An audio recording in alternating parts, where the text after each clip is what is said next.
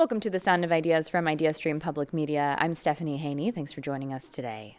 Concerns over affordability are top of mind for many Americans. A recent New York Times Siena University poll gives some context to what this means, suggesting that affordability is about, quote, the rising price of entry for a middle-class life, buying a home, paying for childcare, college and healthcare, saving for retirement, and so on.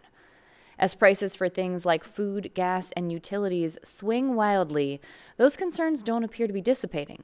In years past, when the cost of living outpaced a rise in wages, a higher percentage of the population had the option of banding together to negotiate pay increases through their labor unions.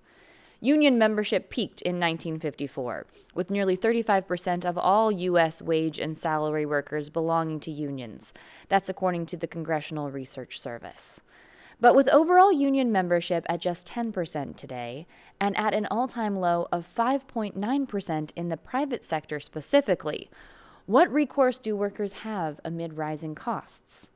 And what about concerns other than the size of your paycheck compared to the cost of living? For example, many workers are also worried about the rapid adoption of artificial intelligence and how that will impact the labor market. Could pushing back against AI unite both blue and white-collar workers? Will this current generation of political leaders come up with solutions for the benefit of the working class? We'll look at the labor landscape for the first part of today's show in this latest installment of our Law of the Land series, where we look at how the law affects our everyday lives. Here to talk labor with us, in studio, we have Grace Heffernan, the Executive Director of Northeast Ohio Worker Center. That's a nonprofit organization launched in 2019 to advocate for workers' rights. Grace, welcome back to the show. Thanks for having me. We appreciate it. We also have Yanela Sims here in studio with us. She's the Ohio State Director for SEIU Local 1. That's the Service Employees International Union. Yanela, thanks for coming in today. Thank you for having me. And joining us by video call, we have Noam Scheiber. He's a labor reporter with the New York Times and the author of Mutiny, The Rise and Revolt of the College-Educated Working Class. Noam, thanks for joining us today. Great to be here. Thanks for having me. If you want to be a part of this conversation, you can give us a call at 866-578-0903. Maybe you have an experience with a labor union. Maybe you have questions about workers' rights in general or unionization. You can also send us an email at soi@ideastream.org, or you can message us on Instagram. We're at The Sound of Ideas.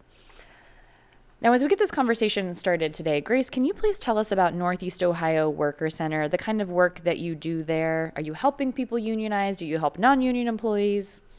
Sure. So the Northeast Ohio Worker Center is a nonprofit labor rights organization that is about building working class power in Northeast Ohio through education, advocacy, and organizing. Worker centers have existed across the country for decades and are really a recognition that the best type of workplace is a unionized workplace, but for the vast majority of workers, they're not there yet. And so worker centers really stand in that gap of helping people to step into their power, deal with issues of exploitation at work, while hopefully organizing to have that voice on a job that they can eventually have as a part of a union. Okay. And Grace, how do you see affordability and the cost of living playing into the labor conversation? Does a moment like this lead to an increase in unionization and union membership? There was a definition that you gave in your opening that said that they defined affordability as the rising cost of entry for middle class life. But I actually think that affordability is the basic foundation of our society. It is the ways in which we decide whether or not we want to show up and care for each other. And so, we as a society have abdicated our responsibility on managing basic human rights for people. So that's things like housing, that's healthcare, that's childcare. And so I absolutely think that workers, these are essential. These are absolutely essential to everyday American life. And so the notion that we can continue to have a society that exists without these fundamental protections in place, it's not possible. So certainly I think we'll see more workers coming together. Noam, what about you and your coverage? Do you think that this moment is particularly ripe for increasing unionization and union membership? Yeah, I mean, I think one of the things we've seen in the last few years, which I've covered and my colleagues at other outlets have covered, is successful union campaigns in consumer-facing companies that haven't really been unionized before. So companies like Starbucks, Apple stores, Amazon, Trader Joe's, REI. You go down the list over the past 3, 4, 5 years, there have been a number of really successful campaigns. Starbucks, they've organized over 700 stores. And I think the importance of these campaigns is that they really raise awareness among folks who may support unions kind of in the abstract, but they don't have a lot of experience with unions in their personal lives just because the rate of union membership is so low. As you mentioned, they don't have friends or family members in unions. So if you see a Starbucks that you go to unionizing or an Apple store or an Amazon, suddenly it kind of intersects with your life in a way that a union may not ever have. You see it, where you shop. You probably see it on social media. These tend to get more coverage in newspapers. And the one analogy I would draw, which I think is instructive here, is in the kind of late 2010s, we saw a lot of union organizing at online media outlets like BuzzFeed and Vice and Gawker and Vox. And you could argue, well, these are a pretty kind of privileged, pretty small group of workers. But what happened was, as these workers were organizing, they were also writing about it on these same sites. And people in other industries like tech workers and video game workers and academic workers, grad students, they were reading this coverage and it kind of planted the seed for them as well. So if you have these kind of high profile campaigns in industries that people follow pretty closely, it can actually be kind of an important vector for planning the idea and modeling the idea of unionizing.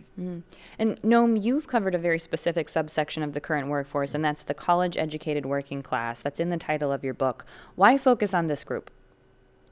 Yeah, so I think there are a couple of reasons. One is, we've heard a lot of talk politically over the past few years, really through the entire Trump era, about the diploma divide, this idea that college educated people vote one way and have one set of, policy preferences, and people without a degree vote another. And there's definitely some truth to that. Kamala Harris won college educated voters by 15 points in 2024, and Trump won non-college voters by 13 or 14 points in 24. So there's clearly a divide. My book argues that actually there's a potentially large coalition here between college and non-college voters, because when you look at economic issues like you were talking about, affordability, inequality, precariousness, rent, the cost of healthcare, all these things, increasingly college educated folks and non-college educated folks see those the same way. So in the last 10, 15 years, we've really seen college educated folks struggle with high unemployment and stagnant or falling wages, student debt, the inability to afford homes. And now, of course, we have AI looming. And so we've seen them really start to identify as workers. I even talked to doctors. I did a story about doctors organizing at a big healthcare system in Minnesota.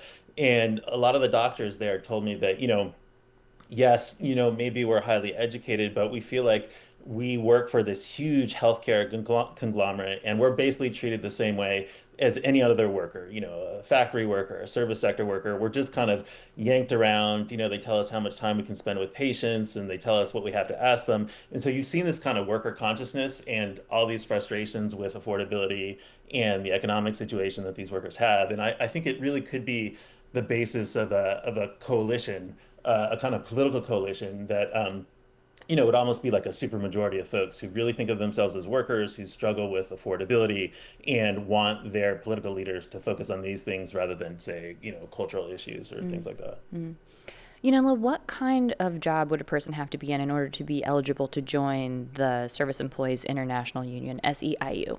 So, our organization mainly represents property service workers. So, we have security officers, janitors, some food service workers, maintenance workers, in various environments. We represent workers at commercial real estate properties, some universities, some residential spaces. Okay. And have affordability concerns played into organizing campaigns for SEIU? I'm just wondering what you're seeing on the ground in that regard.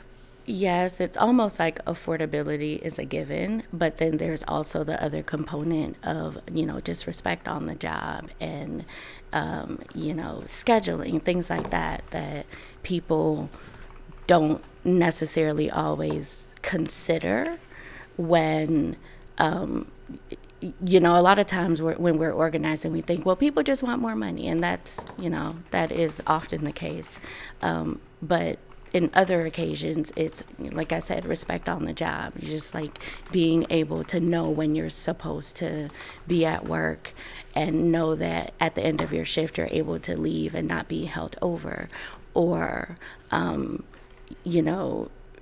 be able to have a discussion with management around concerns that you have. So affordability is a component of it, but then there's also a lot of other reasons that people choose to organize. We have a call now from James in Maslin. James, welcome to the Sound of Ideas. Please go ahead. Well, thank you. Let's see, the big picture would be both of my parents only went to 8th grade. I'm what they sometimes call a boomer. And I started college and then left and then went back. I was a Teamster for 2 years. And then they say once you're a Teamster, you're always a Teamster, but I don't know about that.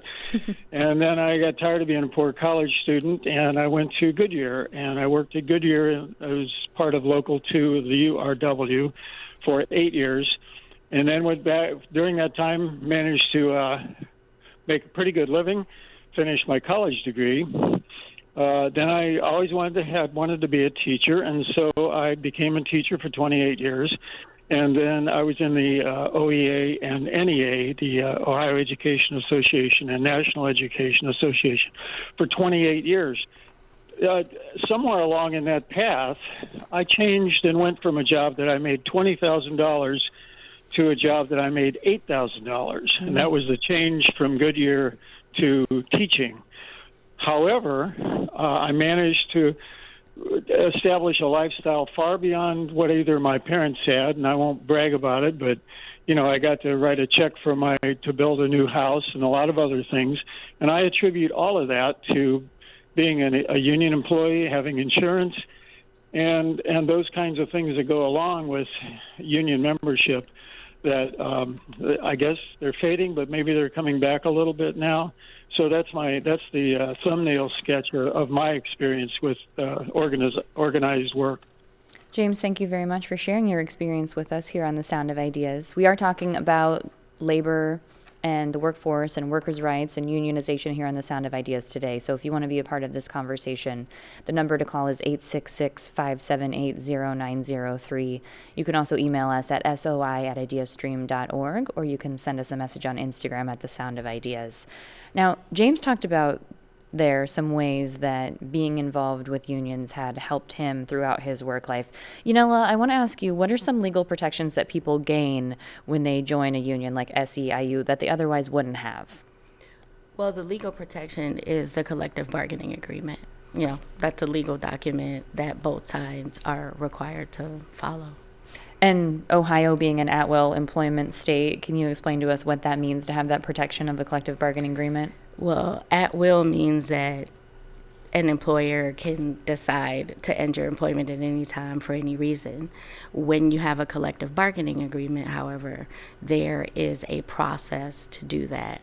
Terminations have to be for a just cause, and a termination, you have a grievance procedure and a process to dispute that termination if you don't agree with it or if there is a violation of the contract. Grace, anything you would add there that people gain by joining a union if they're able to in terms of legal protections? Yeah, I mean, Yanela nailed it. It's this notion of your employer having to come to the table with you and negotiate.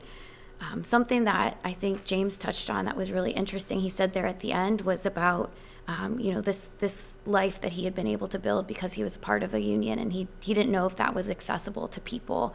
And so another statistic that came up in the intro was about 1950s, 1 in 3 workers were a part of a unionized workplace. Currently, our union density is probably closer to like 1 in 10 workers. On a banner year, the labor movement organizes between 100,000 and I think in 2025 is like 400,000 workers. And that's not losing any workers from the movement.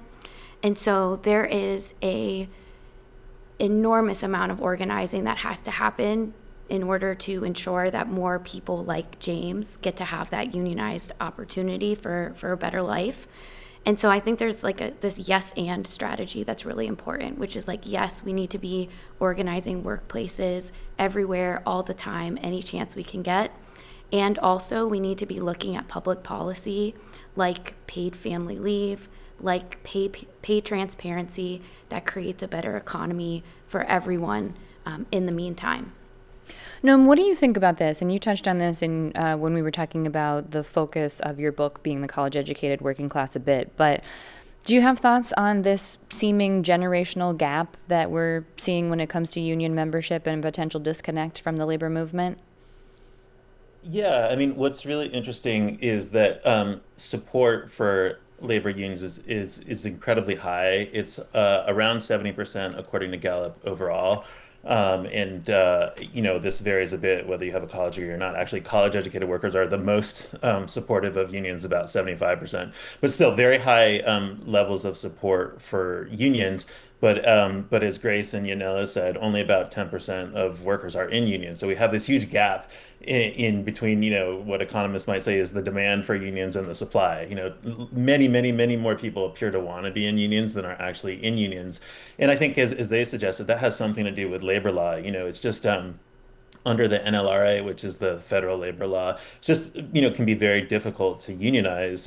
You have to typically win an election. The employer has a lot of ability to basically campaign against you. And if anyone just thinks about their own workplace, if your employer says, "I don't want you to do something," typically most workers defer to that. It can be incredibly scary to go up against your own employer, and so under the current system, the odds are kind of stacked against workers who want to unionize. I would just make two other points related to what Grace and Yanela said and what the caller said.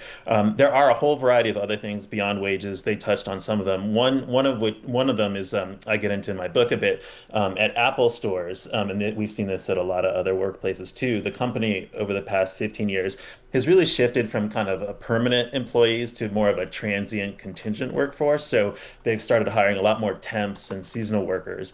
And in a contract that Apple workers got at Towson, at an Apple store in Towson, Maryland, and another one in Oklahoma City, they were able to limit the number of temps to about 25% of the permanent employees. So they're really able to cap this thing and kind of protect permanent employee jobs. So that's another kind of thing that people can do in a collective bargaining context. The final point I'd make is, you mentioned the 1950s having about a third of workers unionized. The impact of that is actually much higher than those third of workers who belong to unions, because we know from research into wages and benefits for non-union workers is that when a lot of workers in your industry are unionized or in your geographic area are unionized, it tends to raise benefits and wages even for those workers who are not unionized. There's a real spillover effect. So this is something that actually really impacts a lot more workers than even just those in unions. Let's talk about that spillover effect, or the impact of having some people in unions, some people not in unions. Grace, many states have passed what are being called right-to-work laws. This is related to employers and union membership requirements. Now, critics say that's a misleading way to describe the law. Where does Ohio fall on the spectrum of these laws, and can you explain what these so-called right-to-work laws are? That's a thrill. So Ohio is not currently a right to work state. And right to work basically means that you do not have to join a union or participate in a union if your workplace Is unionized? is unionized. The employer can't require it of the employee, is that right? Well, the employee can choose not to participate. Okay. And Ohio is currently not in that situation. So you had a big reaction to that, Grace. What do you think about what's being called, and I say what's being called right to work logs because critics have actually been very adamant that that doesn't seem to actually describe what's happening there. And Yanela, please, whoever seems most suited. I mean, it's a tactic to minimize the power that workers have when they are part of organized labor. There's unity, there's power in unity. There is the ability for workers to collectively work toward something that will benefit everybody, really. And it's kind of a tactic to minimize the impact of that collective action. We have another call. We've got Kobe in Cleveland Heights on the line. Kobe, welcome to the Sound of Ideas. Please go ahead, Kobe. Hey, good morning, everyone. So I had a quick question just to build up on the discussion going on here regarding unions in the public sector specifically. So, for example, we have a lot of teacher unions, or if we could think about unions like in our public work, how does that work ethically just by having a union controlling a monopoly? And how does that affect, the rest of society? Like, I understand in a regular workplace, if we're going to Apple, to Google, to Amazon, to Whole Foods, whatever, and we unionize over there, it really brings us strength against an employer. But once we have unions controlling the public sector, what stops them from holding the public hostage to have all kinds of, some exorbitant kind of power over the regular people that don't really have a say on what the union could require or not? All they have is the ability to vote. Thank you for the question. Thank you for the question, Kobe. We appreciate it. Grace, is that something you can respond to? Sure. So I think the first thing is that a union is its members, is the workers. So the notion of the union having a say on how the work is done is as simple as saying that the workers who are holding our society together through their employment in our public sector get to have a say in how they do their work. And I think for any of us who are working people, we know that the people who best know how to do any job typically are the people who are doing it. So I think it's actually fantastic for society when the workers who are in charge of our public systems have a say in how those systems really work and roll out. The other thing is that when workers have a voice on the job, you see this is not just a good thing for workers, it's a great thing for employers, and in this case, the public as well. You see incredible cost savings related to retention. You see incredible savings in terms of employee engagement, things that are actually saving the public money. And so I think that it's a little bit of I guess I disagree with the premise of the question, but I appreciate that it is top of mind for folks. We have an email now in from Patricia, and Noam, I'll ask you to address what Patricia's talking about here. Patricia writes, medical debt is the number one cause of bankruptcy in the U.S. Medicare for All would end medical debt. Medical debt is even a major problem for people with, quote, good insurance. Any discussion of improving financial stability for workers needs to include a discussion of Medicare for All. So thank you for the comment, Patricia. We appreciate it. Patricia in East Cleveland. Noam, I'd like to ask you about this. Does it seem like in this time when we do have such low union membership that people are looking for answers in different places aside from unionization? And what do you think about the medical piece of this conversation? I totally agree with the premise that with union representation so low, people are looking elsewhere. Obviously, one place they're looking is in the political realm. Certainly, you have politicians like Bernie Sanders who talk about Medicare for all, way overperforming when, he first ran for president in 2015, 16. I think partly as a result of that, people feel like they didn't have other levers that they could pull. So a political candidate who spoke to this frustration was very appealing. We saw that Zoran Mamdani running for mayor in New York City. He ran on controlling rent increases and fast free buses and public supermarkets, all things that would address the affordability issue that people didn't feel like they were able to address at the workplace. The one other thing I'd say about healthcare and debt and unions is, you know, there is a sense, at certain points historically, most recently maybe with the Obamacare discussion in 2009-10 when President Obama really sought healthcare reform, that unions may be opposed to this because, they already get pretty good benefits for their members. But I think, if you talk to most union leaders, and I think, I'd be curious what Yanela and Grace think about this. I think a lot of union leaders who bargain contracts would tell you if we could take healthcare off the table, if that could just be taken care of by someone else, if that we had a national public health insurance program, then we could get so much more for our members on other issues, on wages and other benefits, because we spend so much time bargaining over healthcare. That just kind of consumes all the oxygen in a negotiation. We spend a lot of our capital when we bargain on healthcare, and so that just sucks in, kind of eats into the wage gains we're able to get, the other protections and other benefits we're able to get. So I think, a lot of folks who actually bargain contracts would agree with this and say it would be great if we didn't have to worry about this in our negotiations. We can focus on other things that are important to our members. You're nodding. What do you think about that? Yeah, I mean, I think I definitely agree with that. Health care and the right to good health care is a right that any citizen should have access to. It shouldn't be limited to union members.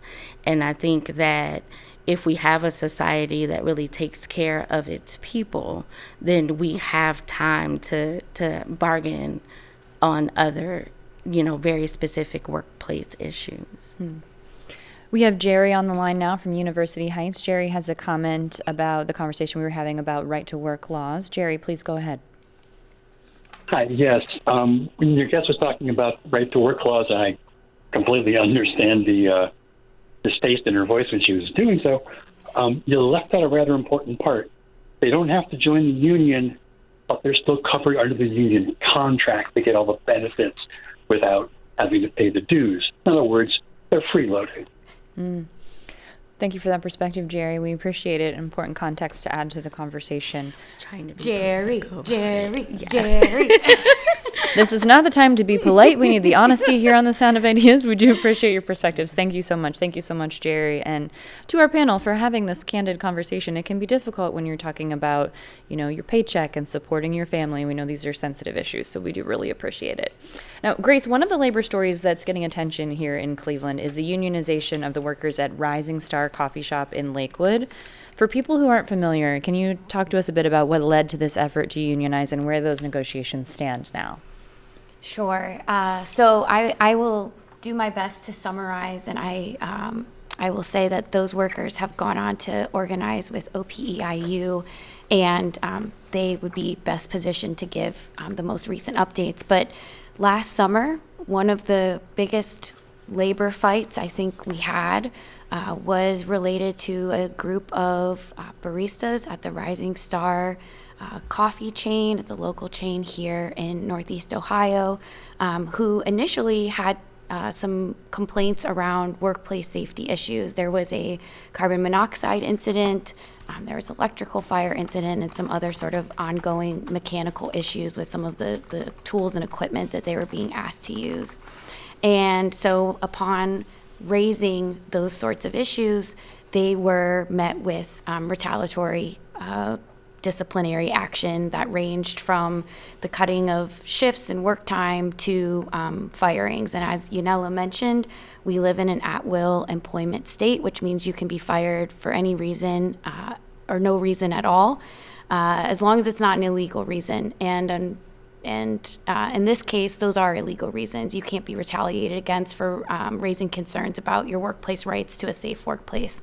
And so as those needs went unmet, those workers really felt like the best way for themselves to be able to have that voice on a job and protect themselves and their coworkers was to form a union. And so over the course of the last year, they have done that. They had their union election, they won their union, and they are now, I think, as of just a couple of weeks ago, actually negotiating their first contract.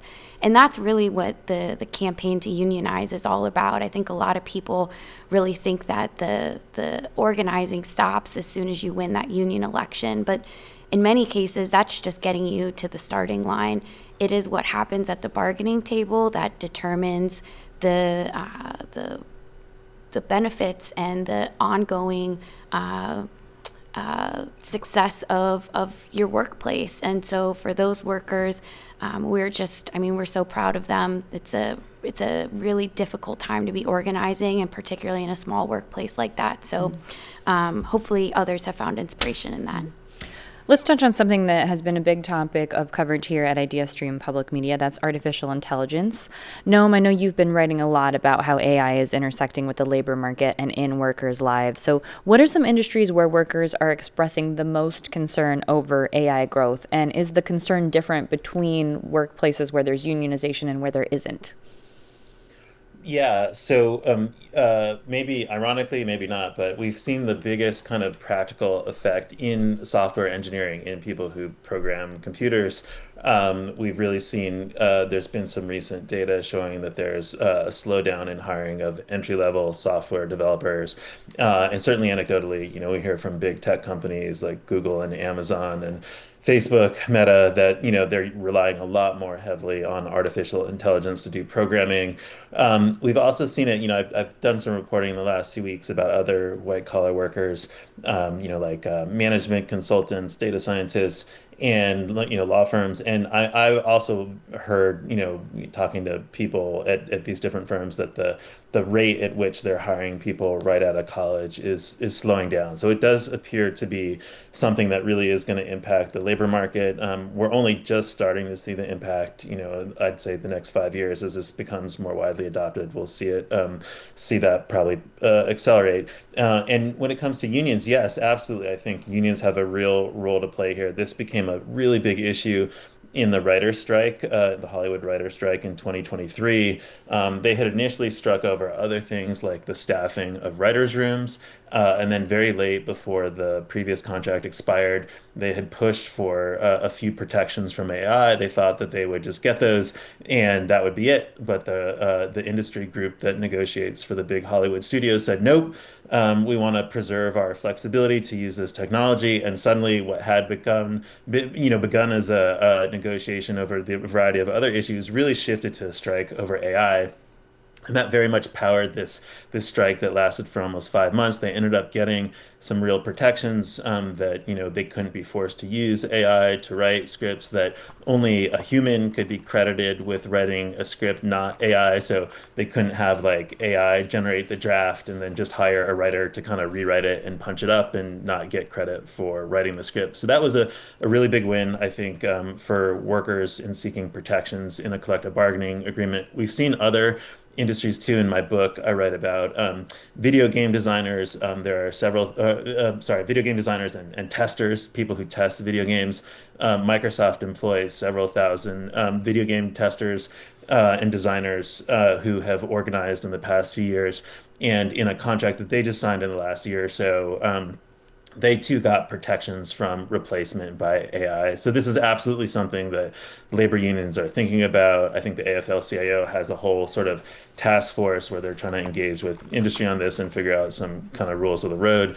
But we've actually seen, in at least a few of these collective bargaining agreements, this is something that's been addressed explicitly, and something that I think a lot of workers feel relieved that they have a union that's able to negotiate over this stuff.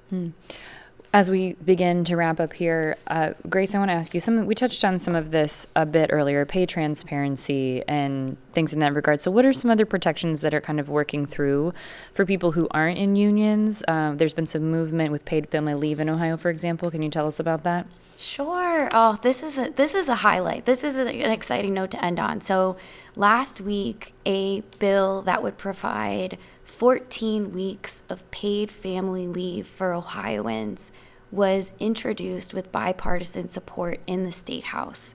That bill is being championed by a coalition called the Time to Care Coalition that is led by our very own Cleveland-based Collaborate Cleveland, led by Abby Westbrook and Margie Glick.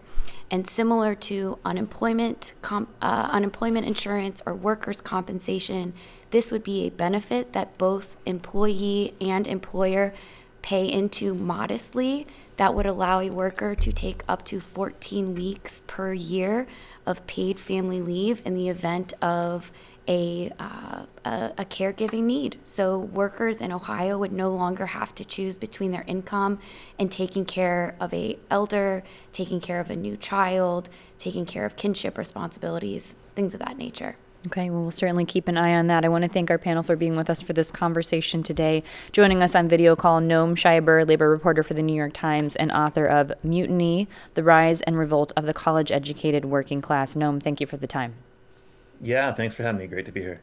Here in studio, Grace Heffernan, Executive Director of the Northeast Ohio Worker Center. Thank you, Grace.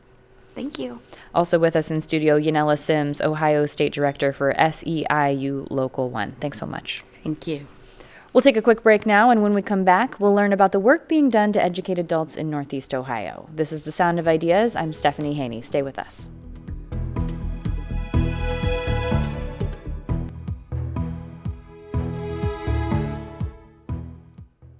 You're with The Sound of Ideas from IdeaStream Public Media. I'm Stephanie Haney. Thanks for staying with us. If an adult has trouble reading, life might become more difficult for that person in ways that maybe aren't so obvious.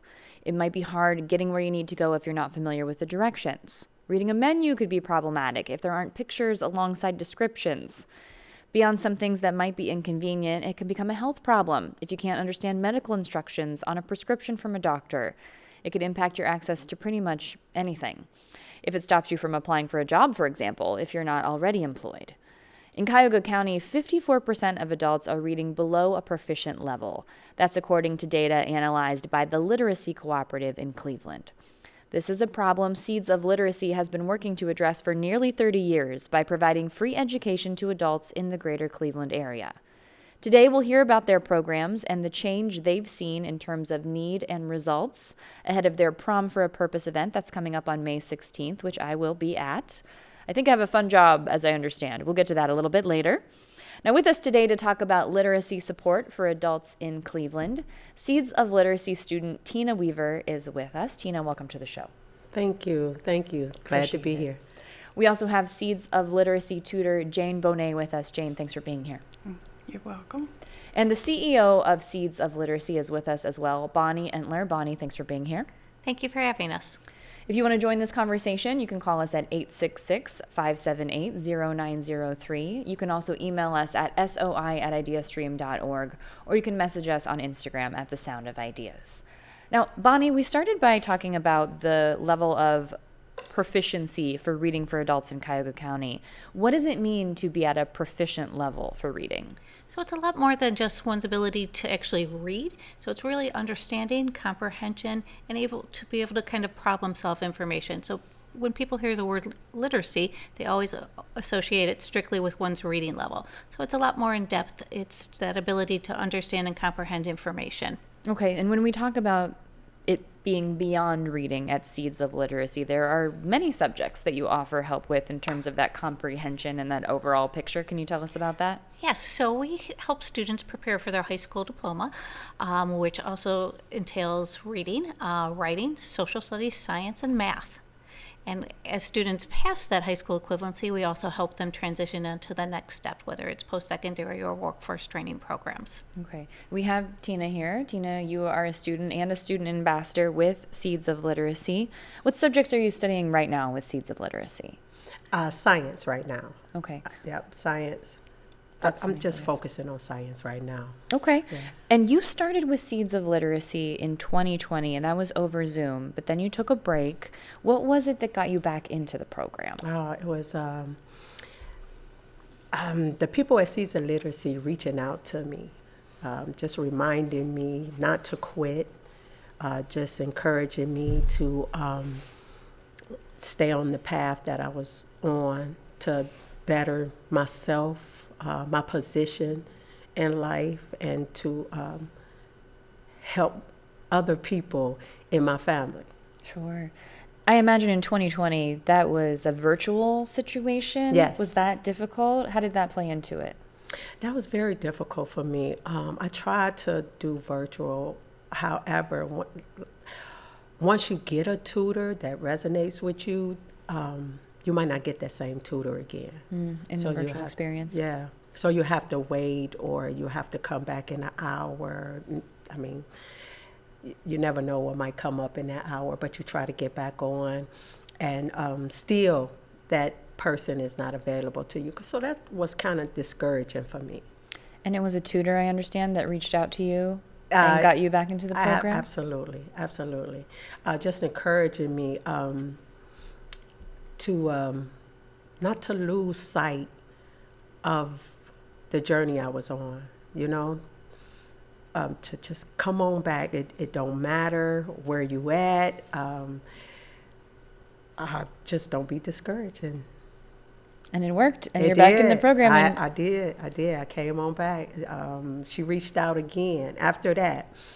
I didn't exactly come back on Zoom, but after that, Becca reached out to me, and she says, well, we have classes opening up. They're opening up. And you might be interested in coming in and, doing in person, class, right? yeah, in person. And so I said, oh, yeah, that would be wonderful. So I tried that. Of course, I had to do the orientation over again because I had been out for a while. But that was the best thing that ever happened. So, Jane, you're a tutor. So Yes. tell us about what is it that inspired you to become a tutor with Seeds of Literacy? What inspired me? Well, I started out tutoring in North Olmsted. They had a GED program at that time, and I really enjoyed being with the students. I made friends with the students. I made friends with the other tutors, the classroom director, and found that I really loved it. And then I found out about Seeds and started going there, and I've been there for a long time. About how long would you say? 26 years. 26 years. I'd say that's a long time. Yes. Seeds has been around since 1997, so that's a good portion of the existence of the program. Yes. So what did it take to get started as a tutor with Seeds of Literacy? Well, we had orientation. At that time, it was at St. Coleman Church on the west side. And then we started tutoring. It wasn't a big deal back then, really. And we had the materials to work with, and we had lots of students, and we just worked together with the students and at their own pace, which and one-on-one, which I think makes a world of difference. I talked to students that had been in other programs where they were in a classroom full of people, and it didn't really work for them.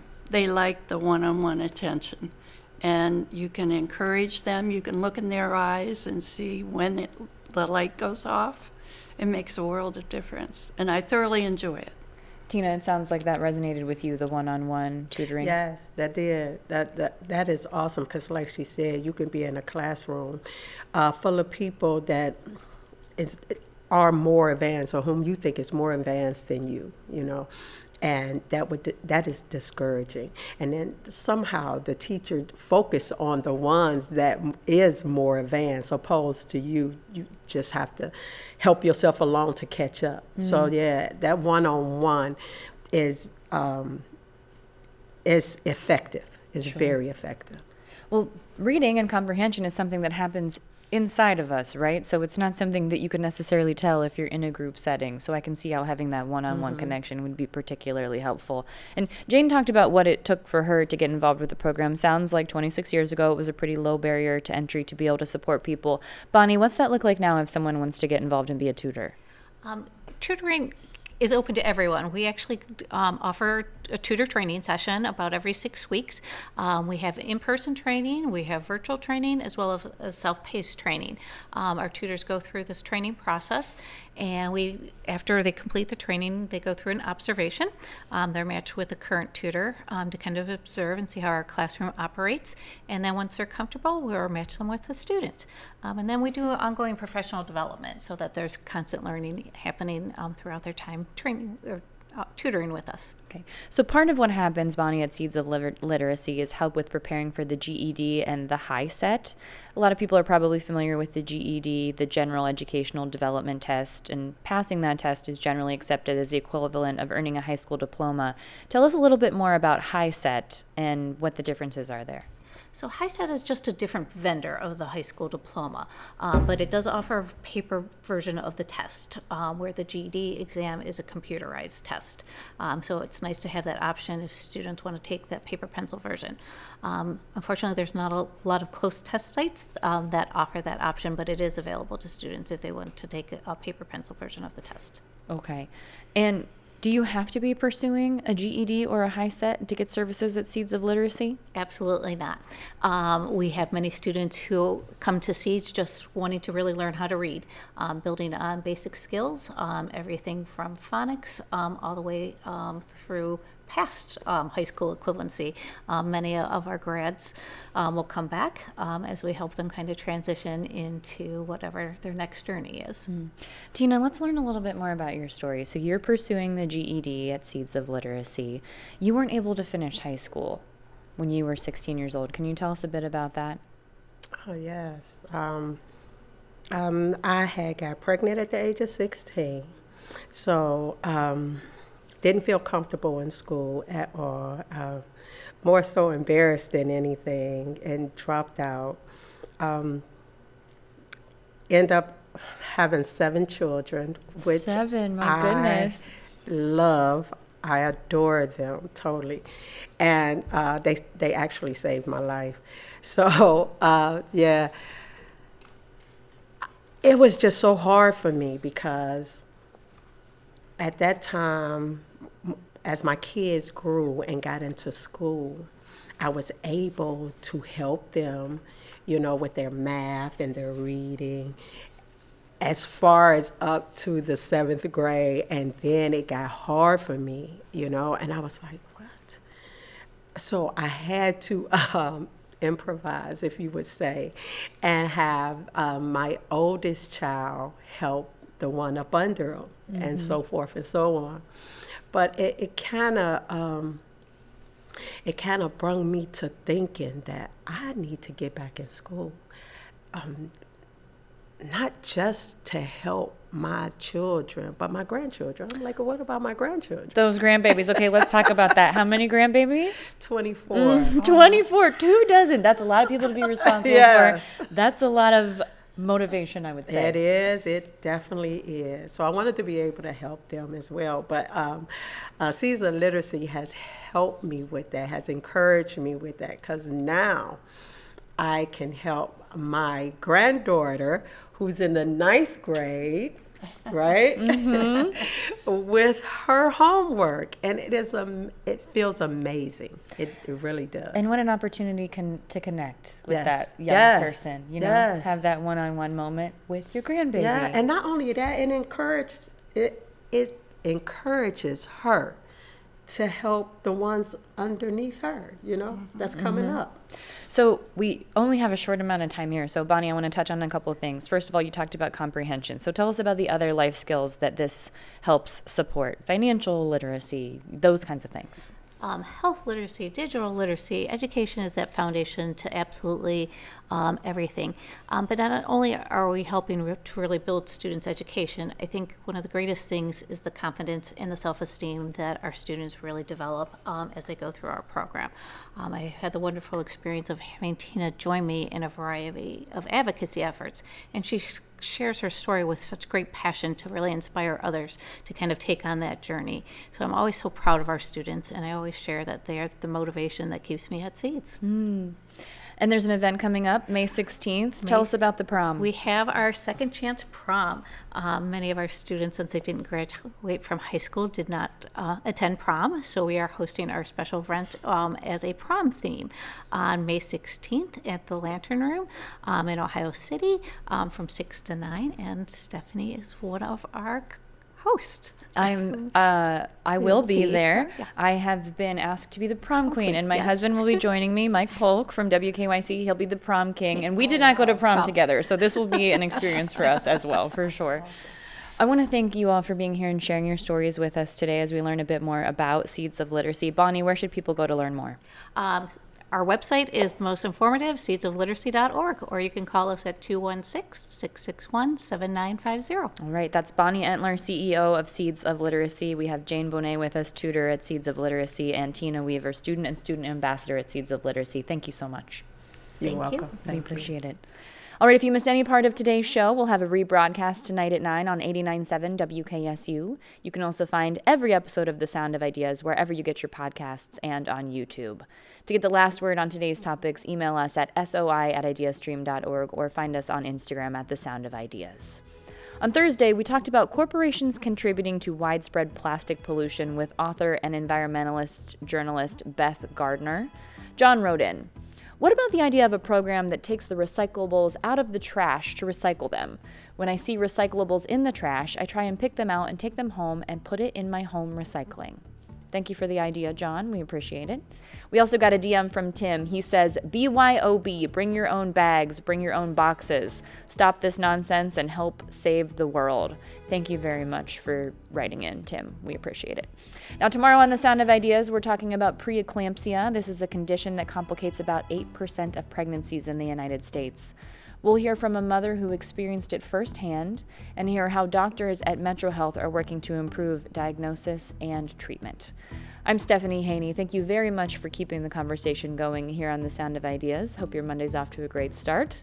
We'll see you back here tomorrow.